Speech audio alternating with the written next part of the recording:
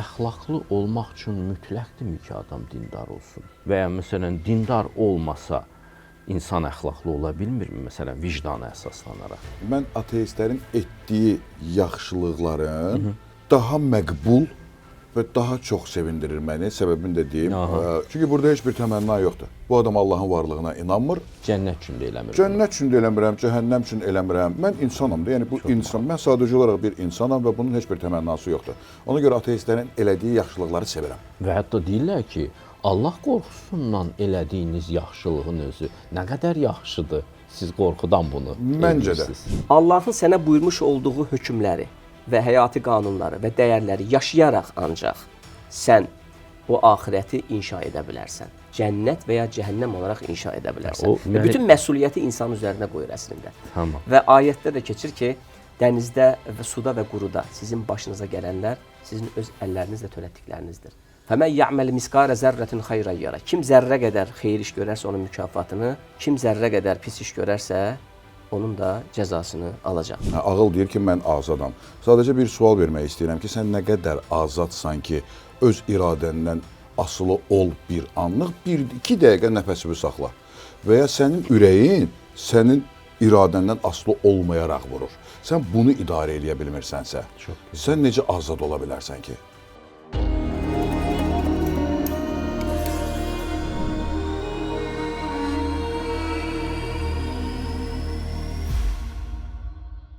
Salam, əziz Amin izləyiciləri. Yenə sizin görüşünüzə gəlmişik iki maraqlı qonaqla. Öncə qonaqlarımı təqdim edeyim sizə, sonra mövzu haqqında danışarıq. Birinci qonağımız aktyor, Qapqara verilişinin əvəzolunmaz aparıcısı Kamran Ağbalayevdir. Xoş gəlmişsiniz. Və verilişimizin daimi ekspertlərindən olan İlahiyyat İnstitutunun Dinşünaslıq Kafedrasının müdürü, fəlsəfə üzrə fəlsəfə doktoru Anar Qafarov. Xoş gəlmişsiniz, Anar müəllim. Xoş gördük. İzninizlə birinci sizdən başlayaq. Mövzumuz əxlaq və din münasibətləridir. Bəzi adamlar deyir ki, bu elə ikisi də eyni şeydir. Amma bəzi dini təqdimatlarda elə görünür ki, hansısa məsələn formal şəkil tərəfləri dinin daha önəmlidir. Sanki əxlaq biraz kənarda qalır və buna etiraz edənlər də olur ki, əxlaq dinin canıdır. Bu mövzunu müzakirə edəcəyik. Birinci sual ağıl-əxlaq münasibəti ilə bağlıdır. Məsələn, Konfutsiyada belə bir fikir var ki, əgər bir adam əxlaqlıdırsa, mənə desələr də ki, o savadsızdır, mən onu böyük alim adlandıraram. Doğrudanmı əxlaqlı olmaq üçün ağıllı olmaq lazımdır? Ağılsız adam, yəni böyük ağla malik olmayan, elmə malik olmayan adam əxlaqlı ola bilməzmi? Bilirsiniz necədir? Ümumiyyətlə, hal-hazırda siz dediyimiz kimi dini əxlaqdan ayırmağa çalışırlar, çalışanlar çoxdur. Amma Anar bəy düzəltsin mənə əgər düz bilmirəmsə. Çünki mən fars dili təmayüllü məktəb oxumuşam, amma ərəbcədən də nəsə görürdük. Əxlaq və xaliq, xələqə sözləri eyni kökdəndir. Və ikisi də düzdür, ikisi də yaradılış deməkdir. İkisi də yaradılış deməkdirsə, yəni bunu bir-birindən necə ayıra bilirik? Hər ikisi yaradılış deməkdir. Mənə görə, sırf mənə görə, biri fiziki yaradılışdan söhbət gedir. Bizim Allaha ibadətimiz bizim fiziki yaradılışımızdır. Bu bizim fiziki, yəni bu Allahla aramızda olan münasibətdir. Bu itaət və ibadətdən gedir söhbət. Amma bizim insanla olan davranışımız sırf əxlaqdır. Sırf bunun adı əxlaqdır, amma hər ikisi eyni yaradılışdan olduğuna görə biz elə bilirik ki, bu əxlaqı biz yaratmışıq, bunun müəyyən bir nələrinsə biz qatmışıq, xəmirini biz yoğurmuşuq. Mən belə düşünmürəm. Ağlın rolu burada məsələn? Burada ağlın rolu, bilirsiniz necədir? Ağlın rolu, ümumiyyətlə, həm də səhv eləmirəmsə, əndazə, bir ölçü deməkdir, yaradılış, xələqə sözünün tərcümələrindən biri. Biz elə bilirik ki, yəni ağlımıza görə bəzən işlədirik də bu sözləri. Bu son zamanlar ümumiyyətlə dəbdədir. Mən azadam. Ağıl deyir ki, mən azadam. Sadəcə bir sual vermək istəyirəm ki, sən nə qədər azadsan ki, öz iradəndən asılı ol bir anlıq, 1-2 dəqiqə nəfəsini saxla. Və ya sənin ürəyin sənin iradəndən asılı olmayaraq vurur. Sən bunu idarə edə bilmirsənsə, sən necə azad ola bilərsən ki? Biz düşünürük ki, yəni bu azadlıq çərçivəsi olmayan azadlıq da mənə görə xaos aparır. Azadlığın da mütləq şəkildə bir əndazəsi olmalıdır. Və sən ürəyin döyüntüsünü öz iradənlə kontrol edə bilmirsən. Hansı azadlıqdan danışırsan? Mənə görə biz elə bu əxlaqı, bu əxlaq ilə Allahın təmsilçiləriyik. Məncə elə Konfutsi də eyni şey deyir. Yəni biz ya Allahı pis təmsil edirik, ya yaxşı təmsil edirik. Bunun da forması Yəni bu, əminəm ki, əxlaqdan keçir. yəni əxlaqlı olmaq üçün hər hansı bir mərifətdən bir nəsnələr əldə etmək üçün mütləq təfəkkür mü eləmək lazımdır? Yəni Vallahi Allah yetər.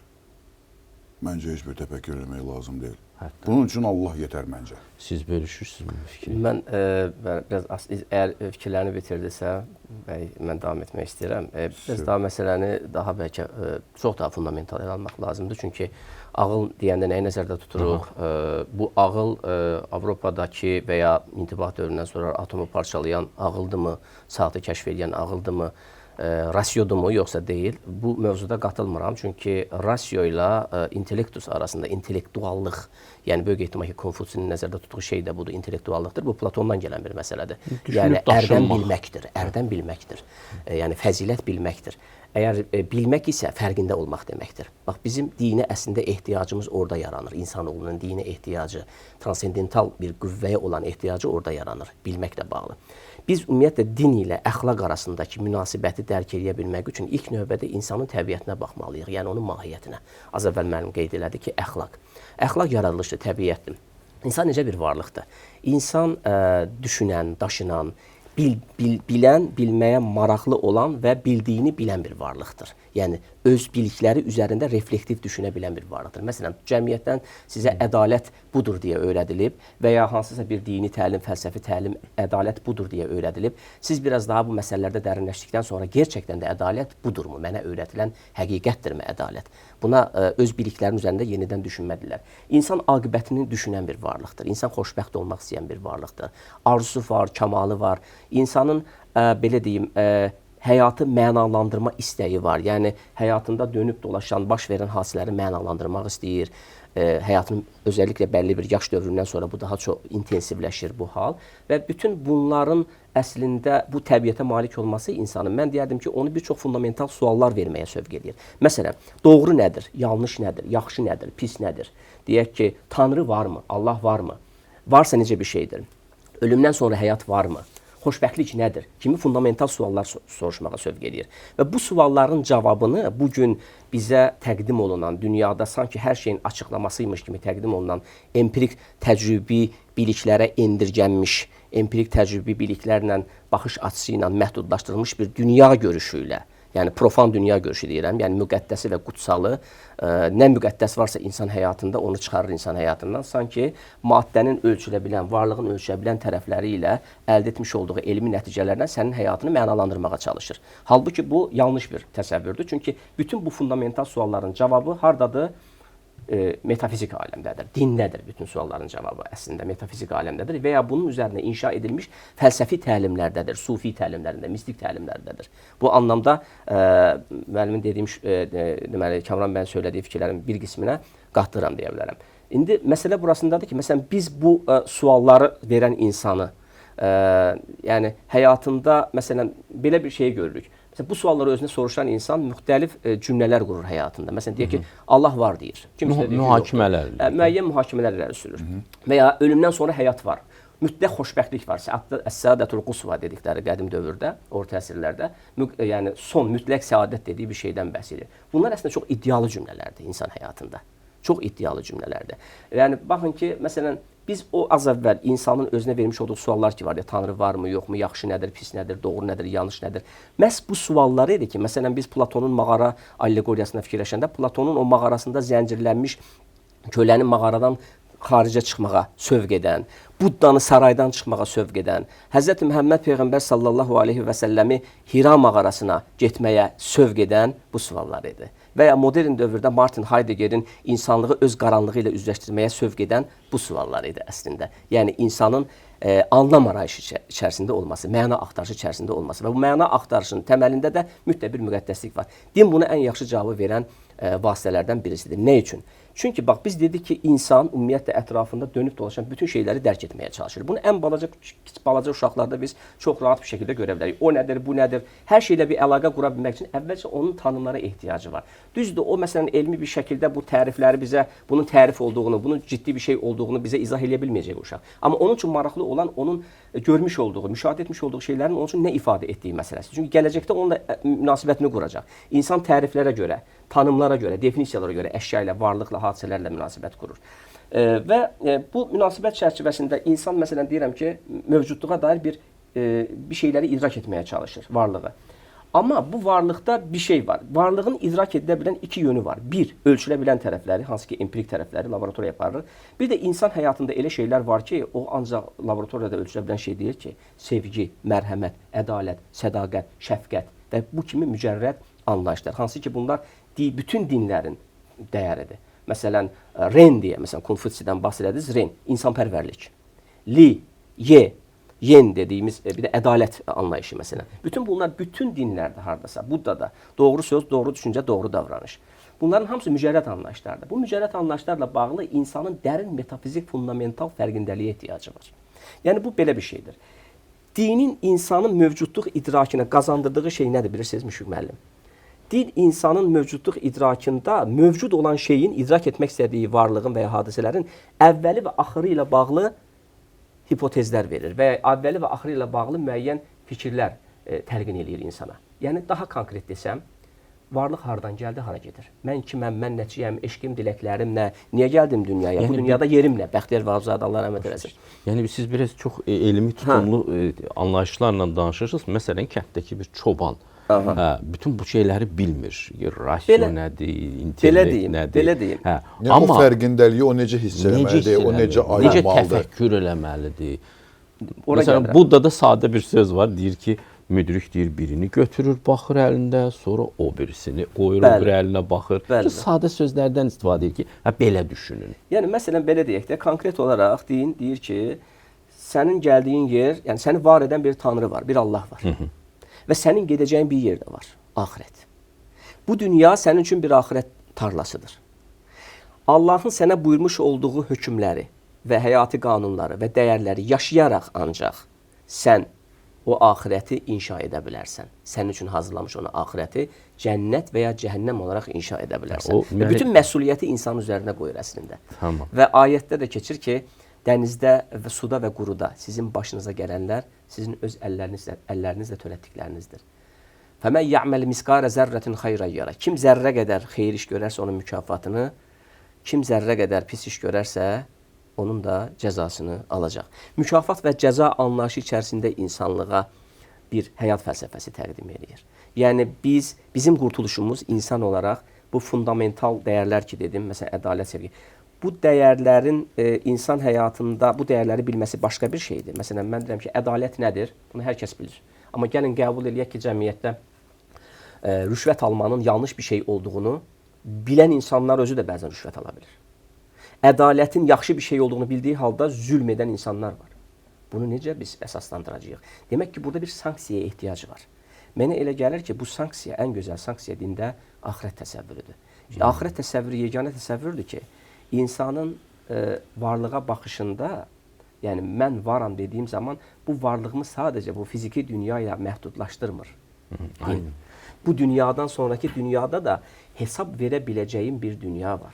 Hesabını verə bilmədiyi şeyi insan heç bir zaman fərqində olmur. Mütləq gərək hesab verəcəyinin fərqində olsun ki, adil ola bilsin. Və bu da insanla ancaq göylə bağlantısı sayəsində olur. Yəni demək istəyirsiniz ki, insan axirətdəki məhkəmədə verəcəyi cavabı əsas götürüb bugün elədiklərinə baxmalıdır və təfəkkürün də əsasını, ağıl işlətməyin də əsasıdır. Müşfiq müəllim, din ümumiyyətlə əxlaq və ibadətləri tamamilə belə bir fərqindəlik üzərində inşa edir.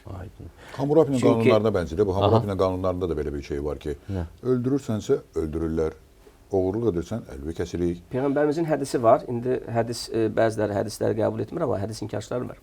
Amma bunu özellikle qeyd edeyim ki, Qurani-Kərimdə Peyğəmbərimizin deməli Qələm surəsində 4-cü ayəsində səhv etmirəmsə buyurur ki, İnnəkə ləalə xulqin azim, sən böyük bir əxlaq üzərindəsən. Və özü də deyir ki, İnnəməl bu'istul utammimə məkariməl əxlaq. Mən deməli əxlaqı tamamlamaq üçün gəldim. Burada əxlaqı tamamlamaq dediyim şey Peyğəmbərimizin yaşantısında özünü göstərir. Mən sizin əxlaqınızın kamilləşdirilməsi üçün göndərildim. Və ya deyir ki, Peyğəmbərinizdə sizin üçün Ənkəbut surəsinin 20-ci ayəsində Laqad kana lakum fi Rasulillahi usvetun hasene. Həqiqətən də Peyğəmbərinizdə, yəni Allahın Rəsulunda sizin üçün gözəl bir nümunə vardır. Bu gözəl nümunəni ancaq onun yaşantısında, sözündə, fikrində görə bilərik. Tamam. Və o da qeyd edir ki, mərhəmət etməyən kimsəyə mərhəmət olunmaz. Az əvvəl sizin dediyiniz o məqama bir hədis bağlamında bir açıqlama gətirir. Çox kiçik bir təfəkkür, məsələn, analizini deyim. Oturub fikirləşirdim ki, Peyğəmbərə 40 yaşında Peyğəmbərliyi verildi. Və səhər, mən bunu təsəvvür etməyə düşünürəm ki, səhər durur, deyir ki, ey cəmaat, məni tanıyırsınız, mən Peyğəmbərəm. Sən hansı əxlaqa sahib olmalısan ki, sənə inansınlar? Sənin əxlaqın necə olmalıdır? Desinlər ki, mən bu adama inanıram. Çünki 40 ildir bu mənim qonşumdur, salamlaşıram səhərlər, axşamlar görüşürəm, necəsən, neynirsən, ticarətdədir, səfərlərdədir, gələndə görürəm və bir anında o ayılır və deyir ki, mən Peyğəmbərəm. Anında nəyə fikirləşərdim? Mən buna niyə inanmalıyam? İnanma səbəbi nə olmalıdır? Yeganə ağlıma gələn şey əxlaqdır. Bir də inam güvən deməkdir də, etimad etmək. Çünki orada Əbu Süfyanla Əbu Cəhlin söhbəti var ki, gəlin deyək ki, bizim mallardan nəsə oğruyurdu. Bəli. Əbu Cəhl də qalib deyir ki, buna kim inanar?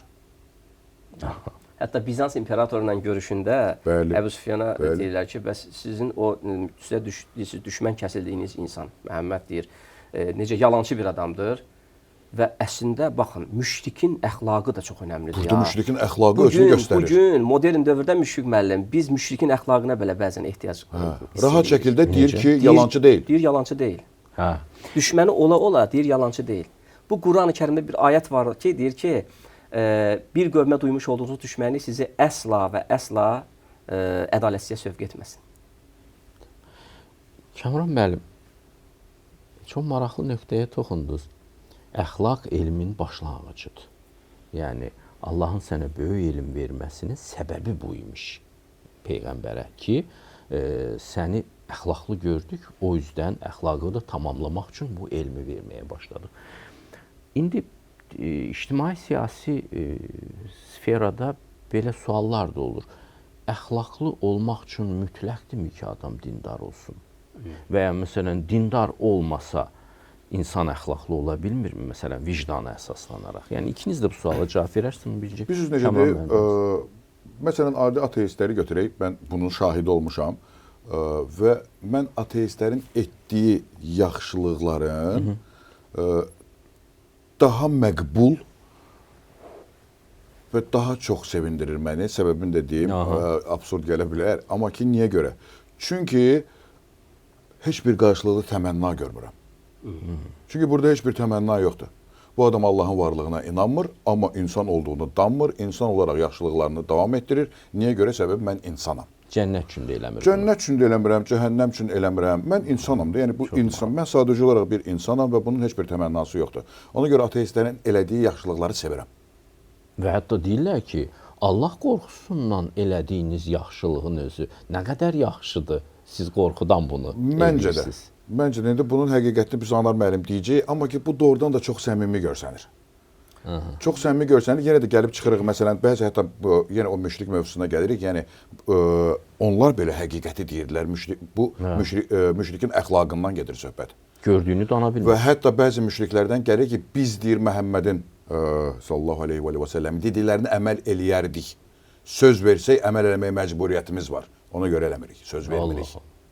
Bu da müşriklərdən gələn belə bir hədis var ki, biz söz versək, iman gətirsək, eləməyə məcburiyyətimiz var deyə eləmirik, eləmək istəmirəm. Söz versəm, amma eləməliyəm. Əslində, münafiqlərə görə daha çox əxlaqa sadiqdirlər. Bəli, bəli. Mənə görə müşriklər münafiqlərdən bir tık sanca tərəzidə bir balaca ağır basarlar. Bəli. Və müşriklik də ateizm demək deyil.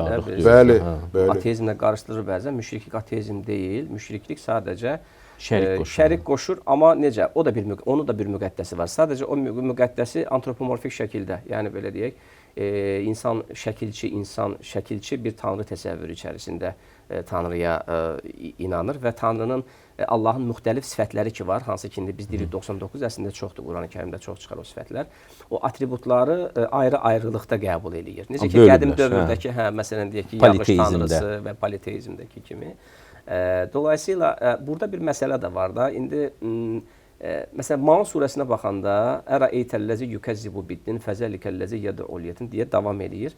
Deyir, dinə mane olanları gördünüzmü? Çox maraqlı bir şeydir ya. Dinə mane olmaq nədir? Sonra açıqlayır ki, yetimə haqqını verməmək və ona kimsə deyək ki, köməklik göstərmək istəyirsə, ondan o şeyləri tövsiyə etməmək, ondan uzaqlaşdırmaq insanları. Sonra dini riya üçün eləmək, göstəriş üçün eləmək. Və Maun surəsindən əslində ibadətin əxlaqı. Əslində din özü bütövlükdə əxlaqdır. Bütövlükdə əxlaqdır. Biz əxlaqı onun içərisindən sıyırıb çıxarsaq bu anlamda, yəni Allahın insanın estetik, etik və ya əqli təfəkkürünə xitab edərək Qurani-Kərimdəki çəkmiş olduğu, vermiş olduğu ayətlər və ya tarixdən gətirdiyi nümunələrin heç birinin mənası qalmır.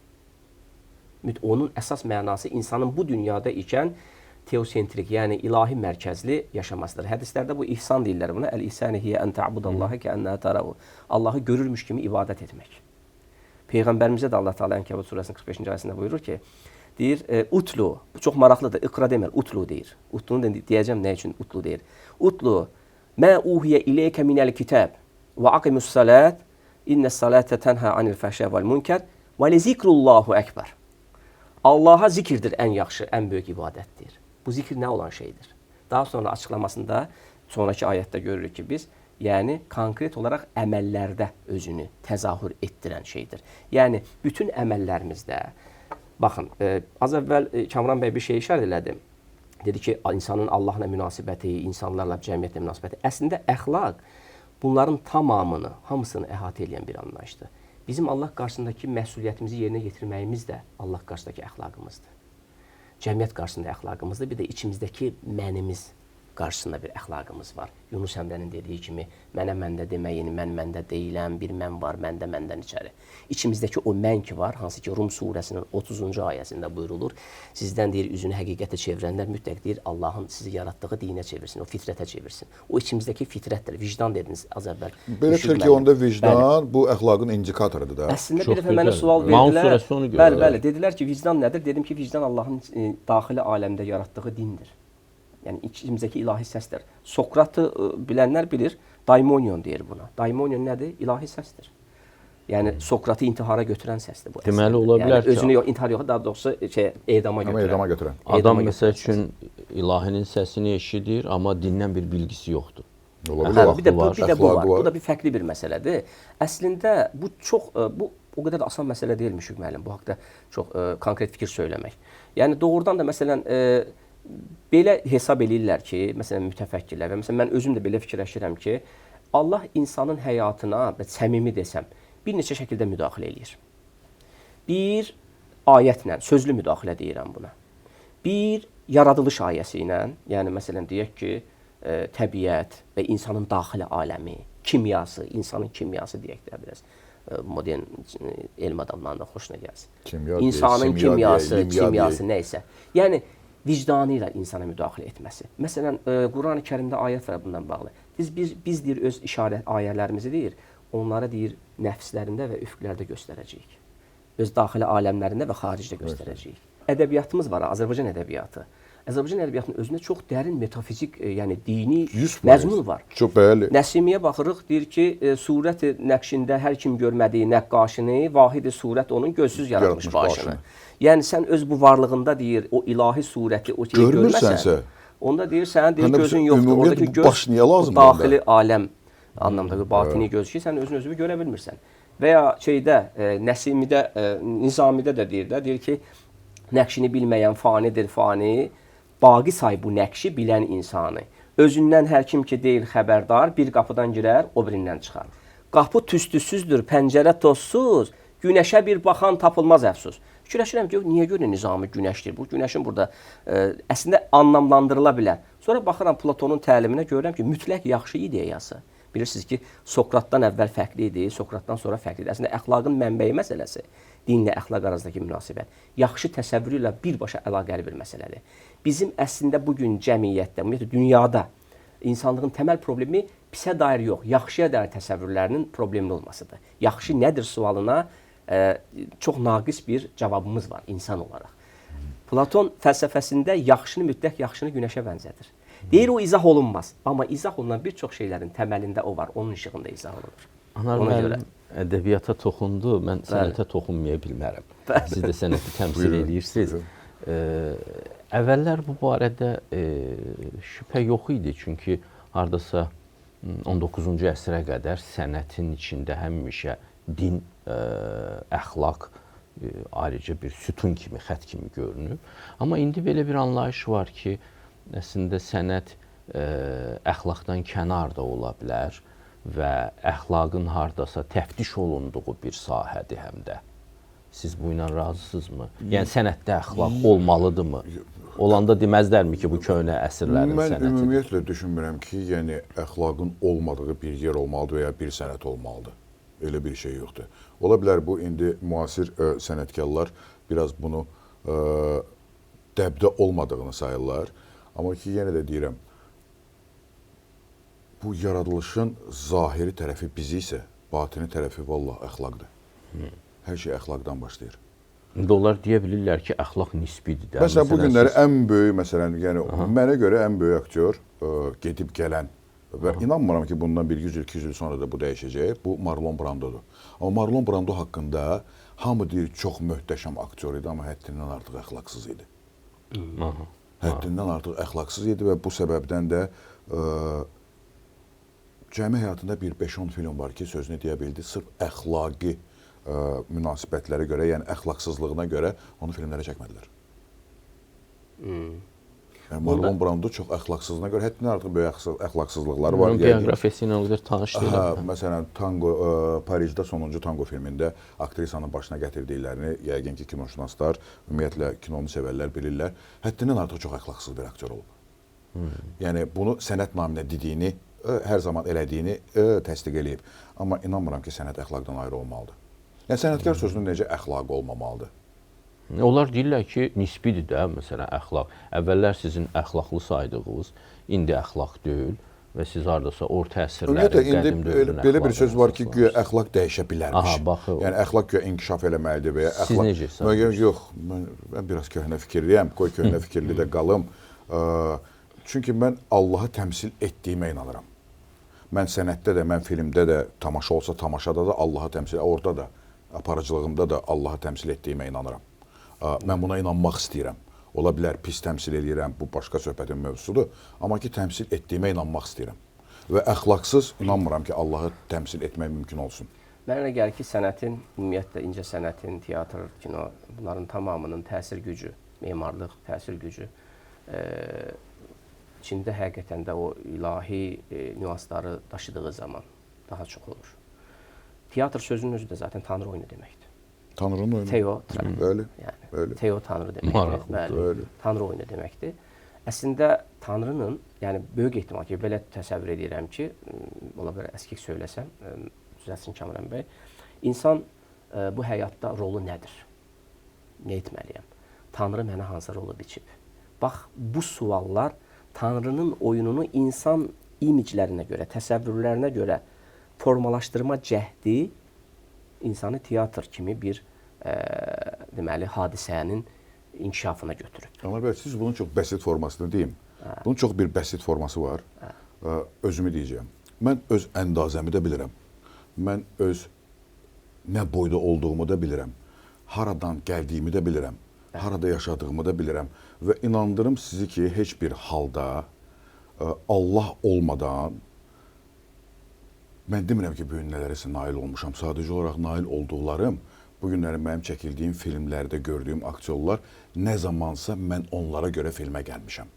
Ki, çox böyük aktyorlardır bunlar, dünya adlarıdır ki, çəkin adını. Sergey Bezrukov ola bilər, Xabianski ola bilər, Ravşana Kurkova, Jennifer Connelly, Fyodor Bondarchuk. Otururdum, yəni deyirdim ki, yəqin ki, nə zamansa olar. Və bunun üçün sadəcə nə etmək lazımdır? Səbəb salmaq lazımdır. Mən səbəb salmalıyam. Allah, çünki mən Allahın ədalətinə həddindən artıq çox inanıram. Ki Allah ədalətlidir, bunun qarşılığını verəcək. Bunun qarşılığını mütləq verəcək. Ola bilər ki, biz bu belə bir əqdə bənzəyir ki, biz belə qarşılıqlı əqd bağlamışıq. Amma ki, hətta bu əqd olsa belə o qədər ədalətlidir ki, səbəb saldığıma görədir ki, gələ. Və bir müddətdə ayıldım ki, mən Keşm adasında oturmuşam, sağımda Vandarçuk oturub, solumda Bizrukov oturub, önümdə Jennifer Connelly oturub. Bir anlıq dedim ki, sən bunu elədin. Sən Sovetskinin küçələrindən çıxmış ayaqyalın 20 yaşına kimi gəzən biri, sən bunu elədin. Orada ağzımdan vurdum ki, sən kimsəni bunu eləyəsən. Bir gəldiyin yola bax ki, bu yolun ümumiyyətlə çizə bilərsənmi bu yolu? Gördüm ki, heç bilmirəm necə olub. Soruşsanız bilmirəm necə olub. Qeyd edeyim ki, biraz da bu alın yazısı məsələsi ilə bağlı bəzən ola bilər ki, fərqli bir yanaşmaya səbəb ola bilər, məsələn, izləyicilər izləyincə. Mən bunu belə hesab edirəm. Allah Taala'nın qoymuş olduğu bir sistem var, bir nizam var. Seçənəklər var. Sadəcə bizim o cüzi iradəmiz ki var, o külli iradə deyil, başqa iradələrlə müqayisəli şəkildə nəylərisə seçirik və burada bu seçimimizdə bəzən də insanlığa nəyisə çatdırmaq üçün məhz ilahi qüdrətin özünün də bir seçimi var. Yəni sizi seçir, nəyisə çatdırmaq üçün kimlərsə. Nə qədər açıqlamadır bu? Füzulini seçir, Nəsimini seçir, Nizamini seçir, Müşfiq müəllimi seçir və s. Yəni bu müdaxilə az əvvəl ki dedim, əslində oturub insan o öz mağarasına çəkiləndə əslində Hira budur mənə görə. O Hiradan verilmək istənilən mesaj da budur. Biraz insan öz mağarasına çəkilməlidir. Bugün modern insanın ən təməl problemlərinin birisi ruhu geridə qalıb. Bizim bunu dərk edə bilməmiz üçün bu sistemi, yəni Allahın aləmlə, insanla münasibətini dərk etmək üçün fərqindəlik yaranmamız üçün biz öz mağaramıza çəkilməliyik. Bugün ən çox ehtiyacımız olan şeydir. Bugün insan bir çox şeylərə vaxt ayırır, amma özünə vaxt ayırmır. O ingiliscə bir söz var, understand, başa düşmək. Analiz eləyəndə understand, dayanmanın altında. Yəni insan dayandığı zaman bir şeyi başa düşür. Dayanmamız lazım. Bu misalı bir neçə dəfə vermişəm, bəlkə İskəndər öz ordusuyla bir yerə hücum edirmiş. Bilirsiniz ki, İskəndər elə bilir ki, həm siyasi rəhbərdir, həm də eyni zamanda liderdir, həm də eyni zamanda mənəvi, fəlsəfi dərinliyi olan bir adamdır. Birdən dayanır. Deyirlər ki, ordusu, İskəndər niyə dayandı? Deyir ki, o qədər sürətli qaçdıq ki, ruhlarımız geridə qaldı. Modern insanın ən təməl problemi sürət toplumu olmasıdır. Özündən qabağa qaçmaq. Özündən qabağa qaçmasıdır. Bəli, bununla bağlı sizin də bir seminarınız vardı. İncildə İsa Peyğəmbəri də deyir, dur və düşün. Dur və düşün, dayanmaq. Dur və düşün. İncilin altında oturmağa sövq eləyən də budur insanoğlunu, düşünməyə, Buddanın həyatına baxdığımız zaman. Peyğəmbərimizin iraya çəkilməsi də budur. Anlatabildim? Yəni, dolayısıyla biz ilahi huzurda o zaman oluruq ki, huzur sözü deyir ki, huzur tapdım. Huzur sözü hazır olmaq deməkdir. Hazır olduğu zaman insan huzur tapır. Yəni nəyə hazır olmaq? O aydınlanmağa hazır olmaq. Yəni mən hazıram. Ya Rəbbim göndər. Təbii ki, burada artıq təslimiyyətin də şeyləri var, mərhələləri var. Elə təslimiyyət var ki, bəzən üsyanı da gətirir. Amma elə təslimiyyət var ki, tamamilə özünü təslim edirsən, Allahdan gələn nə gəlirsə qəbul edirsən və oradan bir işıq yolu tapırsan özünə. Bax, belə bir... Vaxtımız azalır. Buna görə bir-iki sualım da var. Bəlkə bir provokativ sual verəcəm. Buyurun. Kamran bəy. Əgər din əxlaqın formalaşdırılması üçün əsas təməldir də, yeganə təməldir əslində biz. Allaha inananlar bunu bu cür düşünür ki, Allah olmasa əxlaq da yoxdur. Buna hətta məsələn ateist filosoflarda da belə düşüncə vardı ki, Allah yoxdursa onu uydurmaq lazım gələcəkdirsə. Voltaire'də belə bir fikir var. Marksizmin manifestosuna baxdığımız zaman tamamən müqəddəs şeylərdən danışır orada. O dəyərlər bazında. İndi bəs necə olur ki, dinin daha çox qaldığı cəmiyyətlərdə də əxlaqın çiçəkləndiyini biz görmürük. Elə bir riyakarlıq görürük, Maun surəsi, şəkilçi ibadət görürük, insan haqlarının tapdanması, ədalət defisiti görürük. Niyə bu baş vermir? Çünki mənə elə gəlir ki, ola bilər bəziləri incisinlər məndən olsun. Çünki sırf mən özüm o əxlaq barəsində danışan bir dini liderin, bir teoloqun əməllərində də o əxlaqı görmək istəyirəm. Yəni çıxdım minbərdə moizə elədim bu barədə, düşdüm, amma bu mənim həyatıma sirayət eləmirsə, mən avtomatik olaraq sənin dediklərini də inkar edirəm. Yəni sən danışan Qur'ansan, yeriyən Qur'an deyilsən. Danışan Qur'an, düşünürəm ki, bu günləri çox danışan Qur'anlar var. Bu demək deyir ki, onlar həqiqətdir. Sözlə əməl bir-birinin üstünə düşmürsə, mənə görə bu hətta münafiqliyin başqa bir levelıdır. Amma ki, yeriyən Quran, Əli ibn Əbu Talib demişkən, yeriyən Quran göstərin, deyim, hə. Yeriyən Quranlarımız nə qədərdir? Yeriyən Quran olmadıqca dinin pərdəsinin altında gizlənmək çox asan bir şeydir. Həddindən artıq çox asan bir şeydir. İnşallah ki, özləri bilirlər bunun müqabilində onları nə gözləyir. Amma yenə də deyirəm, o da onların imtihanı olsun. Allahın avtoriteti ilə çox gözəl bir Allahın avtoriteti ilə bəzənirlər, müqəddəslik parıltısı verirlər. Bu çox təhlükəlidir. Bəli. Sizin fikriniz çox haqlı yanaşmadır həqiqətən. Mənə görə din əxlaqdan boşanıb, ona görə də belədir vəziyyət. Din əxlaqdan boşanıb. Nə yaxşı cümlədir bu. Din əxlaqdan boşanıb. Boşanıb. Yəni dini əxlaqdan boşandırıblar. Bəli.